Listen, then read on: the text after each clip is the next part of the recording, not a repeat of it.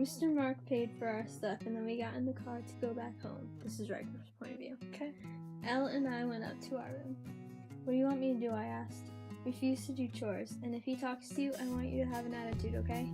I sighed. Wait. Who's talking to who? Elle and Riker are talking. Who's Al? Ellington. And who wants to have who wants who to have the attitude? Elle wants Riker to have the attitude. Go on. He's going to kill me. Well, that's the plan. Alright. We went downstairs. Elle started on the dishes in the kitchen. I sat at the kitchen counter watching him. Aren't you going to help him? Mr. Mark asked. No. Why not? Because I'm sick and tired of doing chores all the time. He grabbed my arm and dragged me to the living room. Elle was still watching from the kitchen. If you're not going to do chores, then I want you on the floor doing push-ups. Go. I stood there not moving.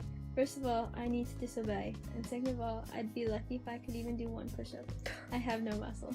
Why does he need to disobey? Because they're trying to get evidence that he's hurting them so they can go to the police. Oh, and how will they get evidence? If they disobey and he hurts them. Got it. Alright, fine, Lynch. He grabbed my arm and dragged me towards the front door. I was actually kind of scared for Riker now. What's going to happen? I could hear Mr. Mark screaming from outside. Oh gosh. The windows in the house are cracked open. I couldn't see him and Riker though. They were in the woods. I want you to count everyone, Mr. Mark shouted. I sighed and moved on to my next door. I just had to hope Riker would be okay. Riker point of view. I was screaming after the first one. First what? Find out! Mr. Mark had pulled my shirt off, Oh man. pulled my pants down, and I was tied to a tree.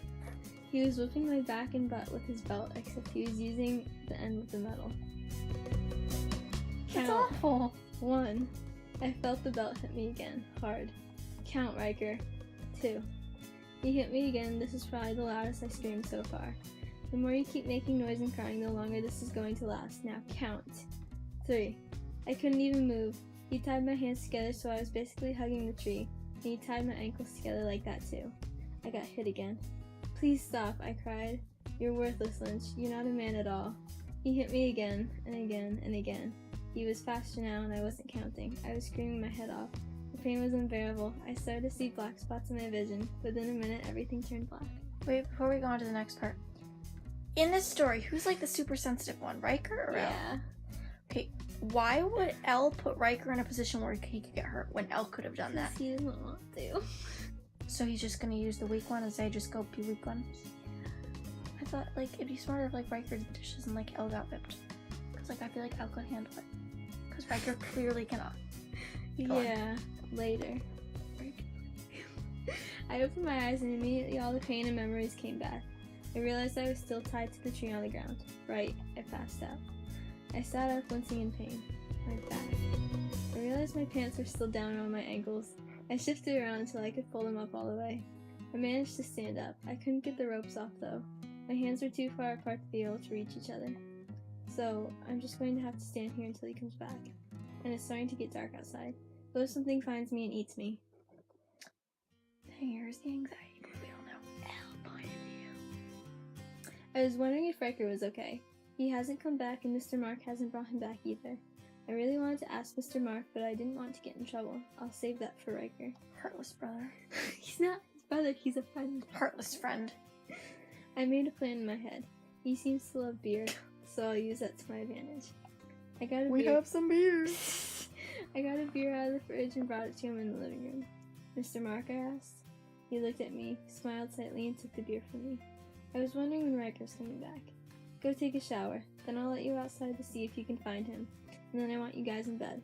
And don't even think about running. I have an electric fence outside. Wait, in order to, like, for an electric fence to work, they have to have, like, things Not around like it. a fence. Like a legit fence they'd run A into? legit fence. They can just, like, climb over them with, like, a ladder. Or, like, sticks or a tree. Oh my gosh, he literally hasn't fenced it. This chapter is titled Pink Underwear. Okay. Later. Jack Playboy. I sighed, laying awake in bed. Riker is snoring loudly. What do you mean pointing to me? You don't snore. I know, I don't. Okay. I picked up my pillow and slammed it down over my face, trying to drown out the noise. For a minute, I thought he slammed on the other guy's face. I was like, what the heck? How did Rocky deal with this? Who's Rocky? Riker's brother. Got it. Because he used to room with Riker. But now the twin does. Yes. Okay. Apparently that's one of our differences. Riker snores, I don't. Good, because 2 snoring twins would be a bit much. Riker continued to snore loudly. I took my pillow and banged it on my head a bunch of times, wishing he would shut up. But he didn't. I quietly got out of bed and crawled on the floor over to him. I got up on my knees and looked at him in the dark. I could make out his face. His mouth was hanging open. He snored again, so I gently pushed his mouth closed, and he woke up. I quickly laid down flat on the floor, hoping he wouldn't notice me. Uh-oh. Jeff? Crap. I heard the covers rustling in Riker's bed. Riker got out of bed. He's on the floor, though. Right on me. Oh, dang it. Riker pointed of view. I was so confused. I looked over in Jeff's bed and he was gone. I went to get out of bed and as soon as my feet hit the floor, I fell down. Oof. Ow, Riker. I reached up and turned the lamp on that was between both of our beds. Jeff, what are you doing there? Jeff was biting his bottom lip. You know, stuff. Stuff, like secret under the bed stuff, like dust bunny hunting. Seriously, why were you there? Jeff sighed. Riker, there's no way I can sleep with your snoring. Honesty, I like it. I just can't. I tried closing your mouth and then you woke up. I ducked down hoping you'd just go back to sleep. Oh, sorry about my snoring. It's okay, I just can't sleep. I sighed. Maybe you'll get used to it over time. Maybe. Let's go to bed. I'll try. I got in my bed and turned the light off. Within minutes I was fast asleep. Morning. Jeff. Oh gosh. Ow, Riker, stop. I'm awake, I shouted, covering my head with my hands.